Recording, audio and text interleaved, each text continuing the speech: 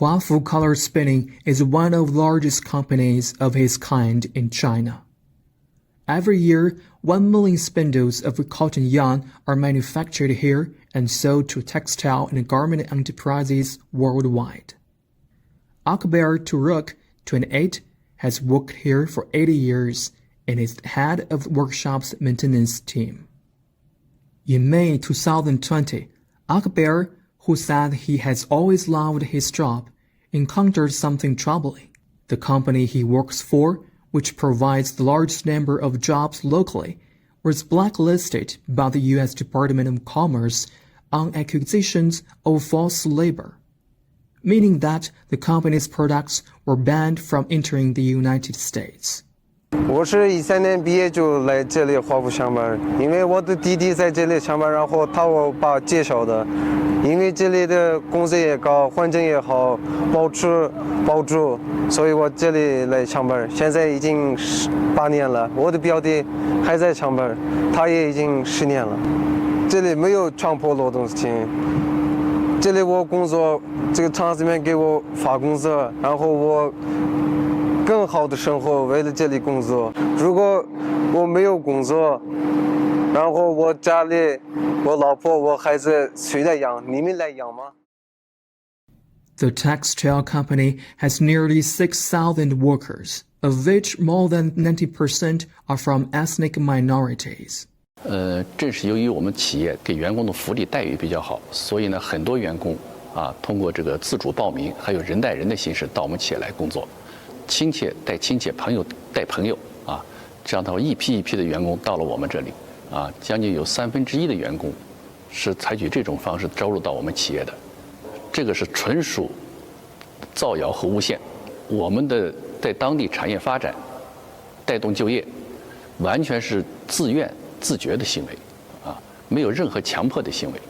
因为实体之间的制裁呢，不仅是我们企业造成了损失，实际上呢，对海外的品牌的客户，应该来说也是造成一定的损失的。我觉得这是对双方的都是一种损失和伤害。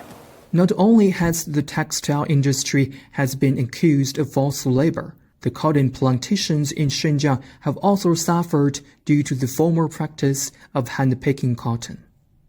In Shaya, another major cotton-producing county about 300 kilometers from Huafu, swaths of wide cotton fields can be seen in late autumn, and occasionally some workers can be spotted in the fields. This is the 7th consecutive year that Sun Fanghong from Xinjiang's neighboring province of Gansu has returned to pick cotton in Shaya. 我是天能捡160到170公斤，最多的一次我捡了200多公斤。我们这个亲戚，他来洗脚织棉花，2-3个月就挣了2万多块钱。那时候我就心动了，我就想到洗脚来织棉花。我说这么挣钱，我也去。我感觉这个活一点都不辛苦姐妹们一起干活，有说有笑，就忘记了辛苦呀。Sun Fanghong brought more than a dozen fellow villagers to Xinjiang to pick cotton this year, a much smaller working group than in previous years, as machines now replace many of the many workers. In fact, the county is also home to the largest manufacturer of cotton picking machines in southern Xinjiang. 咱们一般人刚开始建厂的时候，我们主要是生产一种采棉机。那么随着后面几年的一个发展，以及结合那个棉农的一个需求，那么到现在为止呢，就是我们无论是从那个离地机、整地机，包括我们的播种机，以及打药机，采棉机，以及到那个我们的残膜回收机。18年我们的一个产值是8000万元，到19年的时候呢，我们是3.3个亿。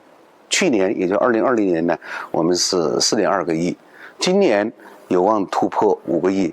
今年我们这个采棉机这块是供不应求，到现在为止，现在我们的产品基本上都卖空了。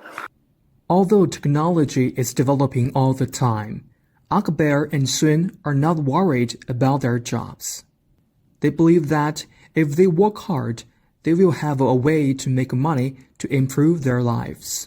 我这8年以来就是这里工作，然后挣了钱，跟我女朋友结婚，然后现在孩子已经3岁了，在厂边上有一个幼儿园在上学，然后今年刚买了在长边上有一个小区，那边买了一套房子，明年可以入住了。我的以后打算就是把我的精力给孩子，让孩子好好学习，然后学好了以后就是后面当医生，给社会给了一份力量，这是我的希望。